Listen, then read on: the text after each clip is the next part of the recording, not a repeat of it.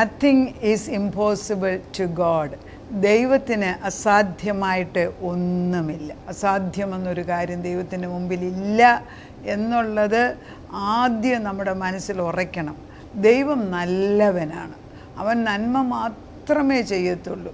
എന്തെല്ലാം തരത്തിൽ നമ്മൾ ദൈവത്തെ ഉപദ്രവിച്ചാലും ദൈവം എന്നോട് ക്ഷമിക്കണമെന്ന് പറയുന്ന നിമിഷത്തിൽ ഇതുവരെയും ചെയ്ത പാപം എല്ലാം തുടച്ചു മാറ്റി വെച്ച് നമ്മളെ സ്നേഹിക്കുന്ന പോലെ സ്നേഹിക്കുന്ന ഒരു ദൈവം, ഇത്ര ഉന്നതനായ ഒരു ദൈവം നമ്മുടെ കാര്യങ്ങൾ നടത്തിത്തരാനുള്ളപ്പം എന്തിനാണ് മാറി നിൽക്കുന്നത്? കടന്നു വാ.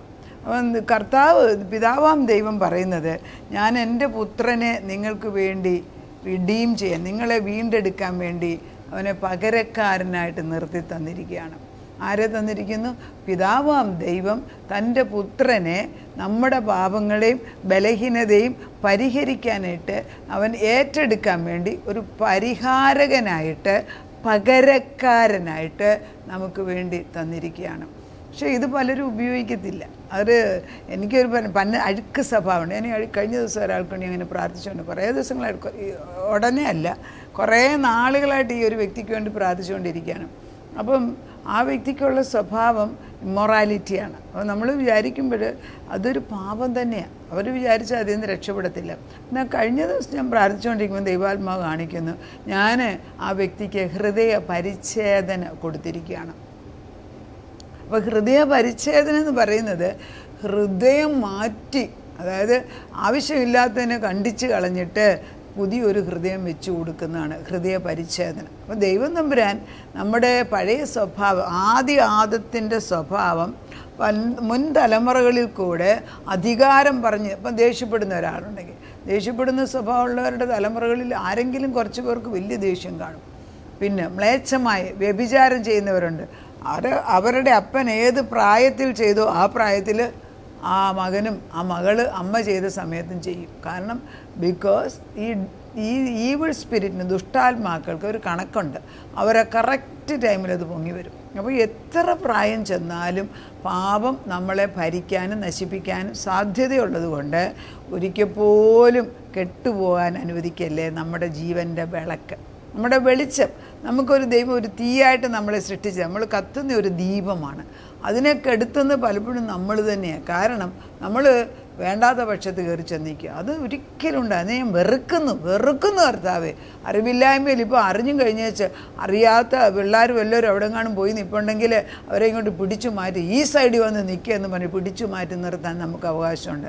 ഭൂമിയിൽ ജീവിച്ചിരിക്കുന്ന നമ്മൾ ഭൂമിയിൽ ദുഷ്ടനെ കെട്ടിയാൽ അവൻ കെട്ടപ്പെട്ടത്. നമ്മൾ ഭൂമിയിൽ എന്തൊക്കെ കെട്ടുന്നു അവ കെട്ടപ്പെടും, അഴിക്കുന്നു അവ അഴിക്കപ്പെടുന്നു. വചനം വ്യക്തമായിട്ട് പറയുന്നുവെങ്കിൽ നമ്മൾ നമ്മുടെ തലമുറകളെ ഉപദ്രവിക്കുന്ന ശാപങ്ങൾ മുൻതലമുറയിൽ കൂടെ വന്നതിനെ അനുദപിച്ച് ഏറ്റുപറഞ്ഞ് സമയത്തിൽ 7 തലമുറ പുറകോട്ട് പോയിട്ട് ആ ശാപത്തിനെ അഴിച്ചു മാറ്റി കുഞ്ഞുങ്ങളെ സ്വതന്ത്രമാക്കി നിൻ്റെ കരങ്ങളിലേക്ക് ഏൽപ്പിക്കുക. ഒരാൾ പറയണം, അത്രയേ ഉള്ളൂ. അല്ലെങ്കിൽ ഇതിങ്ങനെ പാസിറ്റോൺ ചെയ്യുകയാണ്. ഒരു നദി ഇങ്ങനെ ഒഴുകുന്നുണ്ട്, ആരെങ്കിലും അതിൻ്റെ ഇടയ്ക്ക് ഒരു വലിയൊരു ഡാം കിട്ടാമെങ്കിൽ പിന്നെ താഴോട്ട് വരത്തില്ല, ആ ശാപം പിന്നെ വരത്തില്ല. ഇതൊക്കെ ജഡീയ ശക്തികളാൽ നമുക്കറിയാമെങ്കിലും ആത്മീയ തലത്തിൽ നമ്മൾ ഉപയോഗിക്കാൻ മറന്നു പോകുന്നു. Nothing is impossible to God. God made Jesus as our redemption. നമ്മുടെ പാപപരിഹാരത്തിനായിട്ട് നമുക്ക് തന്നിരിക്കുന്ന യേശുവാണ്. എഫെസ്യർക്ക് ലേഖനം 1:7, അവനിൽ നമുക്ക് അവൻ്റെ രക്തത്താൽ അതിക്രമങ്ങളുടെ മോചനമെന്ന വീണ്ടെടുപ്പുണ്ട്. അവനിൽ, ക്രിസ്തുവിൽ നമുക്ക് ക്രിസ്തുവിൻ്റെ രക്തത്താൽ അതിക്രമങ്ങളുടെ മോചനമെന്ന വീണ്ടെടുപ്പുണ്ട്. In whom we have redemption. അതായത് റിഡീം ചെയ്തെടുക്കുക അല്ലെങ്കിൽ വീണ്ടെടുക്കുക എന്ന് പറയുന്നത് നമുക്ക് ദൈവമാണ് തരേണ്ടത്. അപ്പം God made Jesus as the redemption. The human reasoning cannot understand. അത് അവനിൽ അവൻ്റെ രക്തം കൊണ്ട് നമ്മളെ അതിക്രമങ്ങളിൽ നിന്ന് മോചിപ്പിച്ച ആ റിഡംറ്റീവ് സ്പിരിറ്റ് ക്രിസ്തുവിൻ്റേതാണ്. അത് നമ്മൾ വേറെ എന്നെ വെച്ച് കെട്ടിയാലും സാധിക്കത്തില്ല.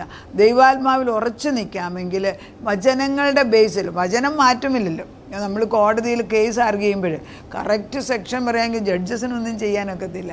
അതുപോലെ നമുക്ക് തന്നിരിക്കുക, ദൈവം തമ്പുരാൻ ഇതെടുത്ത് നീ എൻ്റെ മുമ്പിലേക്ക് കയറി വാ, ഇത് വായിക്കാൻ ആർക്കും നേരമില്ലാത്ത എന്തുവാ? പിശാചിൻ്റെ തന്ത്രം. Captivity of activity. അതായത് രാവിലെ തുടങ്ങി രാത്രി വരെ പട്ടി ചന്തയ്ക്ക് പോയ പോലെ ജോലി ചെയ്യുക. എന്നെ ഗുണമാണ്. എന്നാൽ എഴുന്നേൽക്കുന്ന നിമിഷം കർത്താവിനെ സമർപ്പിച്ച് ഇടയ്ക്കിടയ്ക്ക് യേശുവുമായിട്ടുള്ള ബന്ധം പുനഃസ്ഥാപിച്ച് കിടക്കുന്നതിന് മുമ്പ് നന്ദി പറഞ്ഞെന്ന് കടന്നു നോക്കിക്ക് വ്യത്യാസങ്ങളാണ്. ഈ ഹൃദയം മാറ്റേണ്ടത്, അതായത് ഒരു സർജറി നമ്മുടെ ഹൃദയത്തിന് ആവശ്യമുണ്ട്. ശരീരത്തിനല്ല, ഹൃദയത്തിന് പരിച്ഛേദന ആവശ്യമുണ്ട്. അപ്പം 1 കൊരിന്ത്യർ 1:30 പറയുന്നു. 1 കൊരിന്ത്യർ 1:30 അതേപോലെ തന്നെ പറയുന്നത്, നിങ്ങളോ അവനാൽ ക്രിസ്തുവേശുവിൽ ഇരിക്കുന്നു. അങ്ങനെ ക്രിസ്തുവേശുവിലാണ് ഇരിക്കുന്നതെന്ന്. അവൻ നമുക്ക് ദൈവത്തിങ്കൽ നിന്ന് ജ്ഞാനവും നീതിയും ശുദ്ധീകരണവും വീണ്ടെടുപ്പുമായി തീർന്നു. എന്താ ഇതെല്ലാം? We are centering on Christ. അവൻ നമുക്ക് ദൈവത്തിങ്കൽ നിന്ന് ജ്ഞാനവും നീതിയും ശുദ്ധീകരണവും വീണ്ടെടുപ്പും. അപ്പം ജ്ഞാനം കിട്ടി. ജ്ഞാനം തരുന്നത് നമുക്ക് വിസ്ഡമാണ്. നീതി എന്ന് പറയുന്നത് റൈറ്റ്വസ്നെസ്സാണ്. ഞാനും ദൈവവുമായിട്ട് ഒന്നിച്ചാകുന്ന ഒരു പൊസിഷനാണ് കർത്താവ് വരുന്നത്. ശുദ്ധീകരണം, അതായത് ശുദ്ധീകരണം കൂടാതെ ആർക്കും ദൈവത്തെ കാണാൻ സാധിക്കത്തില്ല.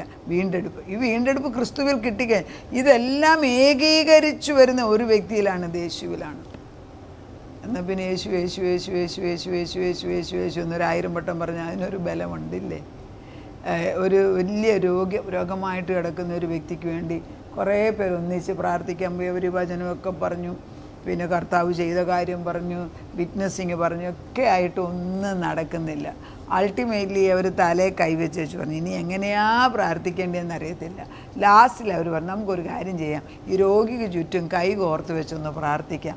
ഒന്നും പ്രാർത്ഥിക്കേണ്ട, യേശു യേശു എന്നുള്ള പേര് മാത്രം പ്രാർത്ഥിക്കാമെന്ന് പറഞ്ഞു. അങ്ങനെ ഈ വചനവും എല്ലാം കഴിഞ്ഞ് കഴിഞ്ഞിട്ട്, പ്രാർത്ഥനയും കഴിഞ്ഞിട്ട് ഇവരെല്ലാവരും കൂടെ കൈ കോർത്ത് വട്ടം വെച്ച് നിന്നിട്ട് യേശു യേശു യേശു എന്ന് മാത്രം അവർ പറഞ്ഞുകൊണ്ടിരുന്നു. കുറച്ച് കഴിഞ്ഞപ്പോൾ ആ മനുഷ്യൻ കട്ടിലേന്ന് ചാടി എഴുന്നേറ്റ്. കാരണം ദുരാത്മാവിന് ഇരിക്കാനൊക്കത്തില്ല. The name above every name, every knee shall bow before this name. ഈ നാമത്തിന് മുമ്പിൽ മുട്ടുമടക്കാത്ത രോഗമേത്? ഈ നാമത്തിന് മുമ്പിൽ മുട്ടുമടക്കാത്ത ശാപമേത്? രോഗമേത്? ഡിവോഴ്സ് ഏത്? ബന്ധനമേത്? അഴിച്ച് ചോദിക്കാനുള്ള കൃപ വരണം. അതൊരു പവറാണ്. അതൊരു പവർ കംസ് ഫ്രം ഇൻസൈഡ്. അപ്പം നമ്മൾ ഒക്കത്തില്ല എന്ന് പറഞ്ഞപ്പം പരിശുദ്ധാത്മ പറഞ്ഞു, എന്നാൽ പിന്നെ യേശുവിൻ്റെ പേരങ്ങ് പറഞ്ഞുകൊണ്ടിരിക്കുക. And the healing started. ആ പേരിൻ്റെ മുമ്പിൽ ഇതാണ്. പിശാചിന് എല്ലാത്തിനും പേടിയൊന്നുമില്ല, പക്ഷേ യേശു എന്ന പേര് പറയുമ്പോൾ അവന് നിൽക്കാനൊക്കത്തില്ല. എന്തുകൊണ്ടാണ് യേശുവിൻ്റെ പേര് പറഞ്ഞ് പ്രസംഗിക്കുന്നിടത്ത് മാത്രം ഈ നൈജീരിയയിൽ അവിടെ ഇവിടെയൊക്കെ ക്രിസ്ത്യൻസിനെ കൊല്ലാൻ നോക്കുന്നത്? എന്തുകൊണ്ടാണ് യേശുവിൻ്റെ പേര് മാത്രം മാറ്റി വെച്ച് പ്രസംഗിച്ചോളാം പിശാച് പറയുന്നത്? The name above every name. ആ പേരാണ്. ആ പേരുകൊണ്ട് മുദ്ര ചെയ്തിരിക്കുക. അപ്പോൾ സീസറിൻ്റെ കാലത്ത് സീസറിൻ്റെ മുദ്ര ഇട്ടത് ആരും തുറക്കൂല. നമുക്കിവിടെ യേശുവിൻ്റെ പേര് തന്നിരിക്കുന്നത്. സീസർ ആരാ യേശുവിൻ്റെ മുമ്പിൽ? ഒന്നുമില്ല. അവൻ ആരെന്ന് പറയണം. യേശു ആരെന്ന് പറയാനുള്ള ധൈര്യം നമുക്കുണ്ടാകും. എവിടെ നിന്നുണ്ടാകും? വചനത്തിൽ നിന്ന്. വചനം മെഡിറ്റേറ്റ് ചെയ്യാത്തവൻ എങ്ങനെ ധൈര്യം കിട്ടും? കണ്ടിട്ടുണ്ട്? പുരുഷന്മാർ പുരുഷത്വം ഇല്ലാത്തവർ, സ്ത്രീകൾ സ്ത്രീത്വം ഇല്ലാത്തവർ കണ്ടിട്ടുണ്ട്? അവരെ കൊണ്ട് അങ്ങനെയുള്ള ഒരു പ്രായമാകുന്ന ഒരു ശാപമാണ്. പരിശുദ്ധാത്മാവില്ലാത്ത ഒരു പ്രായം ചെന്ന ഒരു വ്യക്തി ഒരു കുടുംബത്തിലുണ്ടോ? ഇത്ര നരകം വേറെ ഒന്നുമില്ല. ഞാൻ പറഞ്ഞുതരാം. എന്നാൽ ആത്മാവുള്ളവരൊന്നും അവർ തേജസ്കരിച്ച് നിൽക്കുക. അവരുടെ ആ പ്രസൻസ് മതി ആ ഭവനത്തിലേക്ക് ഇങ്ങനെ പ്രസരിപ്പ് വന്നുകൊണ്ടിരിക്കുകയാണ്. ഒരു ചർച്ചിൽ പോകുമ്പോൾ 4 പേര് മതി അങ്ങനത്തെ ഉള്ളവർ, ഒത്തിരി പേര് വേണ്ട. ഇവൻ നമ്മളോട് പറയുകയാണ്, ഐ ആം ദ റിഡീമർ. അപ്പം നമ്മൾ പറയുന്നത് കർത്താവിന് നമ്മളൊരു ലിമിറ്റ് കൊടുക്കല്ലേ. എൻ്റെ ദൈവത്തിനെ ചെറുതാക്കരുത്. ദൈവം നമ്മുടെ നീതീകരണം ചെയ്ത്, സാങ്ക്ടിഫിക്കേഷൻ, നമ്മളെ ശുദ്ധീകരിച്ചിട്ട് നമ്മളെ ഉയർത്തുന്ന ദൈവം. അതായത് മുൻ നിയമിച്ചവരെ വിളിച്ചവരെ നീതീകരിച്ചവരെ പിന്നെ മഹത്വീകരിക്കുകയും ചെയ്യുകയാണ്. അപ്പം ഈ സാങ്ക്ടിഫിക്കേഷൻ എന്ന് പറയുമ്പോൾ നമ്മളെ ശുദ്ധീകരിക്കുകയാണ് അവർ.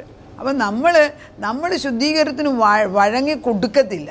അത് ഈ യെശയ്യായി പറയുന്നുണ്ട്, അയ്യോ എൻ്റെ ജനത്തിൻ്റെ കൂട്ട് ബുദ്ധിയില്ലാത്ത ആരുണ്ടെന്ന് കർത്താവ് തന്നെ പറയുക. കാള തൻ്റെ ഉടയന്, കഴുത തൻ്റെ പുൽക്കൂട്. കാള തൻ്റെ അന്ന് വായിക്കാം. ഇത് പരിശുദ്ധാത്മാവ് നമ്മളോട് ഓരോന്ന് പറയുമ്പോൾ എനിക്കിത് അറിയാമെന്നും പറഞ്ഞുകൊണ്ടിരിക്കില്ല. ആ വചനം എടുത്തിട്ട് വായിക്കാൻ പോവാം. യെശയ്യാവിൻ്റെ 1 ഇങ്ങനെയാണ് എഴുതിയിരിക്കുന്നത്. എന്ത് ദൈവത്തിന് സങ്കടം. കർത്താവ് ചെയ്യേണ്ടതെല്ലാം ചെയ്തിട്ട് ഇത് വിളിച്ചു പറയാൻ അയ്യോ അയ്യോ എന്നാണ് ദൈവം പറയുന്നത്. ആകാശമേ കേൾക്കുക, ഭൂമിയെ ചെവി തരിക. വിഷയം 1. ഞാൻ മക്കളെ പോറ്റി വളർത്തി, അവർ എന്നോട് മത്സരിക്കുന്നു. എന്താ വ്യത്യാസം? കാള തൻ്റെ ഉടയവനെയും കഴുത തൻ്റെ യജമാൻ്റെ പുൽത്തൊട്ടിയെ അറിയുന്നു, ഇസ്രായേലോ അറിയുന്നില്ല. എൻ്റെ ജനം ഗ്രഹിക്കുന്നില്ല. അയ്യോ പാപമുള്ള ജാതി, അകൃത്യഭാരം ചുമക്കുന്ന ജനം, ദുഷ്ടവൃത്തിക്കാരുടെ സന്തതി, വഷളായി നടക്കുന്ന മക്കൾ. യഹോവയെ ഉപേക്ഷിച്ച് ഇസ്രായേലിൻ്റെ പരിശുദ്ധനെ നിരസിച്ച് പുറകോട്ട് മാറിക്കളഞ്ഞു. നമുക്കിവിടെ പ്രാർത്ഥിക്കാം. അതാ പറയുന്നുണ്ടല്ലോ, അവർ തല മുഴുവനും ദീനം. ചിലർക്കൊക്കെ വേണ്ടി പ്രാർത്ഥിക്കുമ്പോൾ ഈ തലയിൽ അവരുടെ തന്നെ അമ്മമാർ, ഈ അടുത്തിടെ തന്നെ ഒരു മോന് വേണ്ടി അമ്മ പ്രാർത്ഥനയോടെ പ്രാർത്ഥന, അവരുടെ അമ്മ തന്നെ അയ്യോ അവൻ്റെ തലയ്ക്ക് വെച്ച് പ്രാർത്ഥിക്കുമ്പോഴത്തേക്ക് എൻ്റെ തല തരിക്കുകയാണ്, മറച്ചു ബോംസ്. അതായത് കീടങ്ങളും ദുഷ്ടനും വസിക്കുന്ന ആലയമായിട്ട് മാറിയിരിക്കുകയാണ് തല. നമ്മളിതൊക്കെ ചെറുതായിട്ട് കാണുന്നു. ഒരു മനുഷ്യനെ ദൂരത്തു നിന്ന് കാണുമ്പോഴേ അവനറിയാം അവൻ്റെ ഉള്ളിൽ എന്നാ വസിക്കുന്നതെന്ന്. ദുഷ്ടൻ നമ്മളെ തൊടുകയില്ല, കാരണം മേലായ നാമം, യേശു എന്ന നാമം നമ്മുടെ മേൽ നിൽക്കുകയാണ്. അതുകൊണ്ട് തൊടത്തില്ല. യേശു എന്ന നാമം നമ്മുടെ മേൽ മുദ്ര ചെയ്തിരിക്കുക. അതുകൊണ്ടാണ് പറയുന്നത് തല മുഴുവനും ദീനവും ഹൃദയം മുഴുവൻ രോഗവും പിടിച്ചത്. അടി തൊട്ട് മുടി വരെ ഒരു സുഖവും ഇല്ല. മുറിവും ചതവും പഴുത്ത വ്രണവും.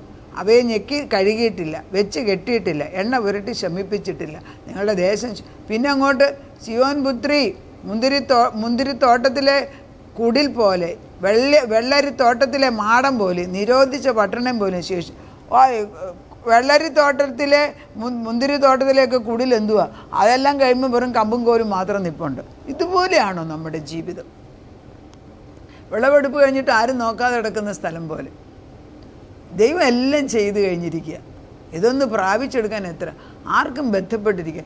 എളുപ്പം വല്ലതും കിട്ടാമെങ്കിൽ ആരെങ്കിലും ഒന്ന് പോയിട്ട് എളുപ്പം ഒരു വിളിച്ചു പറഞ്ഞ് എനിക്ക് അനുഗ്രഹം കിട്ടിയെങ്കിൽ കൊള്ളാം. അങ്ങനെ അല്ലെന്ന്. നമ്മളൊരു ചെടി, ഇപ്പം എത്രയോ ചെടികൾ നടുന്ന ഒരു വ്യക്തിയാണ്. മിക്ക ചെടികളും ഇവിടെ ഈ ഒരു 3 വർഷം ഞാനിവിടെ താമസിച്ചത് തിരുവല്ലയിൽ. പഴയ പന്ന ചെടികളെല്ലാം പറിച്ചു കളയുന്ന സമയം. കാരണം ചില ചെടികളൊന്നും ഇവിടെ ചേരത്തില്ല. ചെടിക്ക് കുഴപ്പമായിട്ടല്ല, ഈ മണ്ണിന് ചേരുമില്ല. ഇനി അത് മാറ്റി വെച്ച് നല്ല ചെടി മാത്രം വെക്കണം. അപ്പം എൻ്റെ തോട്ടത്തിൽ എന്താ വളരേണ്ടതെന്ന് തീരുമാനിക്കുന്ന ഞാനാണെങ്കിൽ എൻ്റെ ഹൃദയത്തിൻ്റെ തോട്ടത്തിൽ യേശു അല്ലാതെ വേറെ ആരും ഇരിക്കരുതെന്ന് നമ്മൾ തീരുമാനം എടുക്കണം. അതിനുള്ള അധികാരം വേറൊരാൾക്കല്ല, നമ്മൾ. അതിനൊരു നിഷ്ഠയുള്ള നമുക്ക് പ്രാർത്ഥിക്കാം. ദൈവമേ, കഴുതയ്ക്കും കാളയ്ക്കും ഒക്കെ നീ ബുദ്ധി അല്പം കൊടുത്തിട്ടുണ്ടെങ്കിൽ എന്തുകൊണ്ട് എൻ്റെ ജനതയ്ക്ക്, നിൻ്റെ മക്കൾക്ക് ബുദ്ധി വരുന്നില്ല? അനുതപിച്ചു പ്രാർത്ഥിക്കാം. റിപ്പൻറ്റ്. അതൊരു മാനസാന്തരത്തിൻ്റെ ആത്മാ. കല്ലുപോലുള്ള ഹൃദയം മാറ്റി നിൻ്റെ വിശുദ്ധ രക്തം ഒഴിച്ച്, അതായത് ഒരു കല്ല് പോലെ ഇരിക്കുന്ന കല്ലിൻ്റെ മേലും നിരന്തരം വെള്ളം വീണാൽ അവിടെ ഒരു കുഴിയുണ്ടാകും. അങ്ങനെ നമ്മൾ പ്രകൃതിയിൽ കാണുന്നു. പിന്നെ നമ്മൾ വചനം അയച്ചുകൊണ്ടിരുന്നാൽ സംഭവിക്കത്തില്ലേ? സംഭവിക്കും. പക്ഷേ എല്ലാവർക്കും ഭയം എന്തുവാ? നമ്മൾ വചനം അയച്ചിട്ട് ഉത്തരം 1 വർഷമോ 2 വർഷമോ കിട്ടുന്നില്ല. നമ്മളപ്പോഴത്തേക്ക് കിട്ടുന്നതിൻ്റെ തലേ ദിവസം ഇട്ടേച്ചു പോകും നമ്മൾ. That's A problem. ഇല്ല, ഞാൻ പിടിച്ചു നിൽക്കും. രണ്ടും. എൻ്റെ അമ്മ ഉപവസിക്കുന്നതാണ് 100 ദിവസം ഉപവാസ പ്രാർത്ഥന. 100 പ്രാവശ്യം ഉപവാസ പ്രാർത്ഥന കഴിഞ്ഞിട്ട് 100 തീർന്നില്ലെങ്കിൽ വീണ്ടും പരിശുദ്ധാത്മാവ്. Don't be held in the bondage of sense knowledge. അത് ഈ പുറമേ കാണുന്നതിൽ നമ്മൾ വിചാരിക്കരുത്, അതിൽ ലിമിറ്റ് ചെയ്യല്ലേ. നമ്മുടെ ഈ ചെറിയ റീസണിങ്ങിനകത്ത് ദൈവത്തെ ഒതുക്കരുത്. The natural mind cannot understand. ഈ നമ്മുടെ ബുദ്ധിക്ക് ദൈവം ആരെന്ന് മനസ്സിലാവും. അതുകൊണ്ടാണ് ഈ പഠിത്തം കൂടുന്തോറും നമ്മുടെ നാച്ചുറലായിട്ടുള്ള ഇൻ്റലക്ച്വൽ എബിലിറ്റിയാണ് കൂടുന്നത്, ആത്മീയ. അപ്പോൾ അങ്ങനെയുള്ള പിള്ളേരെ വചനം പഠിപ്പിച്ചുകൊണ്ടേ ഇപ്പുറത്തൂടെ ഇരുന്നില്ലെങ്കിൽ അവർ വീണു പോകും. പിന്നെ വൻമഴ പെയ്തു വീട് വീണു വീഴ്ച വലുതായിരുന്നു എന്ന് പറഞ്ഞ പോലെ ആ ഒരു ഗതികേടാണ്. നമുക്കവിടെ നിർത്താം. കർത്താവേ, നീ ആത്മാവിൽ ഇറങ്ങി വന്ന് ബാലശിക്ഷ കൊടുത്ത് പഠിപ്പിച്ചെടുക്കണം. പ്രായം ചെന്നാന്നതിനും നിനക്കൊരു പ്രായമൊന്നും ഉള്ളവരല്ലല്ലോ. എപ്പം വേണമെങ്കിലും ദൈവത്തിന് പ്രവർത്തിക്കാമല്ലോ. അബ്രഹാമിനോട് 75-ാം വയസ്സിൽ നീ സംസാരിച്ചവനാ, മോശയോട് 80. അപ്പോൾ അത്രയൊന്നും ആയിട്ടില്ലല്ലോ ഇവർ. നമുക്ക് പ്രാർത്ഥിക്കാം. ഈ പ്രാർത്ഥനയുടെ ശക്തി ലിമിറ്റ് ചെയ്യരുത്. പ്രാർത്ഥനയാണ് എൻ്റെ ജീവൻ. പ്രാർത്ഥനയെന്ന് പറയുന്നത് ഒരു വലിയ പവറാണ്. പ്രാർത്ഥന ഈസ് ഞാൻ ഇതിനെക്കുറിച്ച് പറഞ്ഞിട്ടുണ്ടാണ്. പ്രാർത്ഥന എന്ന് പറയുന്നത് ഈ ദൈവത്തിൻ്റെ ആത്മാവിൽ നമ്മൾ പ്രാർത്ഥന പറയുമ്പോൾ ദൈവത്തിൻ്റെ ആത്മാവ് നമ്മളും കൂടെയുള്ള കമ്മ്യൂണിക്കേഷനാണ്. അതൊരു വലിയൊരു അനുഗ്രഹമാണ്. അത് നമ്മൾ മനസ്സിലാക്കണം. Prayer is A visit. പ്രാർത്ഥന എന്ന് പറയുന്നത് വിസിറ്റ് വിത്ത് ദ ഫാദറാണെന്ന്.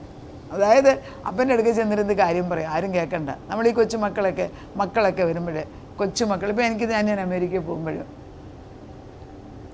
അപ്പോൾ ഞാൻ അവിടുത്തെ 2ാമത്തെ മോള് അവൾക്ക് 10 വയസ്സ് 11 വയസ്സ്. ഇപ്പം എല്ലാവരും പോയി കഴിയുമ്പോൾ അവൾ എൻ്റെ അടുക്ക് വന്നിരിക്കും, അമ്മച്ചി എന്നും പറഞ്ഞിട്ട് എൻ്റെ അടുക്ക് വന്നിട്ട് ഓരോന്ന് പറയും. പിന്നെ അവൾ ഓരോന്ന് എൻ്റെ ബുക്കിനകത്ത് എഴുതി വെക്കുന്നു, എല്ലാം ഞാനും ആത്മീയ കോളത്തിൽ. അപ്പോൾ ഞാൻ പറയും, ഇവർക്ക് ഇവിടെ നിന്ന് വിസ്ഡം കിട്ടിയത്. അത് നമ്മളിലുള്ള ആത്മാവിൻ്റെ പകർച്ച ആ കുഞ്ഞുങ്ങളിൽ ഓട്ടോമാറ്റിക്കായിട്ട് വരികയാണ്. അപ്പോൾ അവൾ എൻ്റെ അടുക്ക് തന്നെ ഇരുന്ന് വാർത്തയപ്പോൾ ഞങ്ങൾ രണ്ടും കൂടെ എന്തെങ്കിലുമൊക്കെ പറഞ്ഞ് ലാസ്റ്റ് കുറേ തമാശയൊക്കെ പറഞ്ഞ് ചിരിച്ച് ഡാൻസ് ചെയ്ത് കഴിഞ്ഞിട്ട് അവൾ തിരിച്ചു പോയി കിടന്നുറങ്ങും. അപ്പം ആ connection is between the grand mother and the grand child because of the spirit realm. ആത്മീയ ഇവിടെ പ്രായമല്ല വ്യത്യാസം, ഇവിടെ സ്നേഹം. ആ സ്നേഹത്തിന് ഇതൊന്നും അളവല്ല. നമ്മൾ അതുപോലെ എല്ലാ മക്കളെ ആകർഷിക്കാൻ വേണ്ടി പ്രാർത്ഥിക്കണം. അത് നമ്മുടെ സ്വന്തം മക്കളല്ല. ഞങ്ങളുടെ ചർച്ചിലൊക്കെ പോകുമ്പോഴൊക്കെ ഞാൻ കണ്ടിട്ട് ചില കൊച്ചു പിള്ളേർ ഓടി വരും എന്നെ കാണുമ്പോൾ.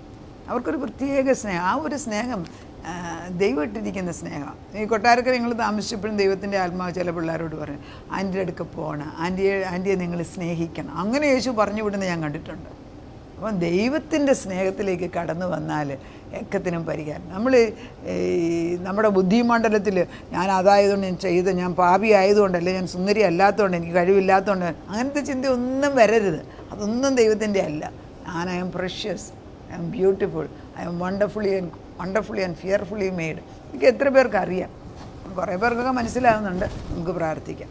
Nothing is impossible for you. ആര് എൻ്റെ പാപങ്ങളെ എൻ്റെ ശാപങ്ങളെയും റിഡീം ചെയ്ത് എന്നെ പാപത്തിൻ്റെ അടിമത്വത്തിൽ നിന്ന് വിട്ടുമാറ്റി ദൈവത്തിൻ്റെ മക്കൾ എന്ന പദവിയിലേക്ക് ആക്കാൻ ആദ്യജാതനായ യേശുക്രിസ്തു കടന്നു വന്ന് നമ്മളെയെല്ലാം ബലപ്പെടുത്തി. ഈ പെന്തക്കോസ്ത് ദിവസങ്ങളിൽ അതാണ് സംഭവിക്കുന്നത്. ആദ്യ ഫലത്തിൻ്റെ ഫെസ്റ്റിവൽ കഴിയുമ്പോഴത്തേക്ക് കർത്താവ് മരിച്ചവരിൽ നിന്ന് ആദ്യമായിട്ട് ഉയർത്തെഴുന്നേൽറ്റ ദൈവത്തിൻ്റെ പുത്രൻ ഇന്ന് ആദ്യപുത്രനായി മാറിയപ്പം അതിൻ്റെ പുറകെ ഞങ്ങളെല്ലാവരും അപ്പച്ചൻ്റെ കൂടെ വന്ന് നിൽക്കുകയാണ്. ക്രിസ്തുവിൻ്റെ സഹോദരന്മാരാകുവാനുള്ള ഭാഗ്യം, പിതാവിൻ്റെ മുമ്പിൽ ഒരു വലിയ ഗണമായിട്ട് ദൈവത്തിൻ്റെ മുമ്പിൽ നിൽക്കാൻ യേശുവിൻ്റെ രക്തത്താൽ ഞങ്ങളെ വീണ്ടെടുത്ത്, ഞങ്ങളെ തന്നെയല്ല, ബുദ്ധിയില്ലാതെ മാറി നിൽക്കുന്ന കുഞ്ഞുങ്ങൾക്ക് ബുദ്ധി പ്രകാശിപ്പിക്കാൻ നിനക്ക്, അവരുടെ പാപങ്ങൾക്കും ബലഹീനതയ്ക്കും വേണ്ടി നമ്മൾ കരയുകയാണ്. അവർക്ക് വേണ്ടി ഇടിവിൽ നിന്ന് പ്രാർത്ഥിക്കുക.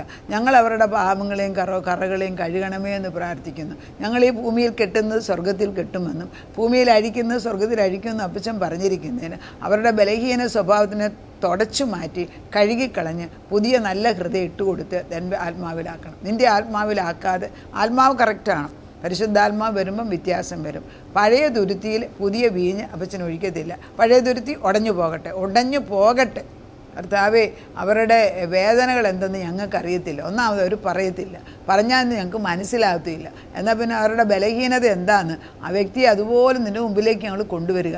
അപ്പം നോക്കും അവിടെ എല്ലാം പസ്സാണ്, അപ്പടി പഴുത്തിരിക്കുകയാണ്. ഒരിക്കലും അതൊന്ന് കീറിയിട്ട് അത് മരുന്ന് വെച്ചിട്ട് അതൊന്ന് അതിനകത്ത് പസ്സെടുത്ത് കളഞ്ഞ് അതൊന്നും ഒരു തുണി വെച്ച് കെട്ടി അത് സൗഖ്യമാക്കാൻ ശ്രമിച്ചിട്ട് പോലുമില്ല.